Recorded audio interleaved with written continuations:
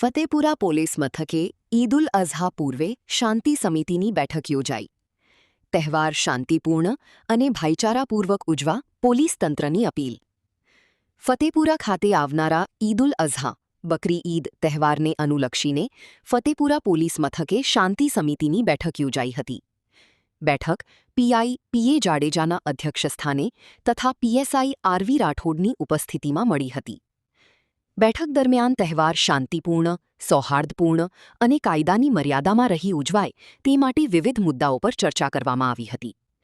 Police અધિકારીઓ દ્વારા સમાજના આગેવાનોને કાયદો અને વ્યવસ્થા જાળવવામાં સહકાર આપવા તેમજ કોઈપણ પ્રકારની અફવા અને ગેરસમજથી દૂર રહેવા અપીલ કરવામાં આવી હતી. સાથે જ સોશિયલ મીડિયા પર ભ્રામક માહિતી ન ફેલાય તેમજ જાહેર શાંતિભંગ ન થાય તે માટે ખાસ સૂચનાઓ આપવામાં આવી હતી. કોઈપણ શંકાસ્પદ પ્રવૃત્તિ અંગે તાત્કાલિક પોલીસને જાણ કરવા પણ જણાવાયું હતું. આ પ્રસંગે હિન્દુ અને મુસ્લિમ સમાજના આગેવાનો સહિત સ્થાનિક આગેવાનો ઉપસ્થિત રહ્યા હતા.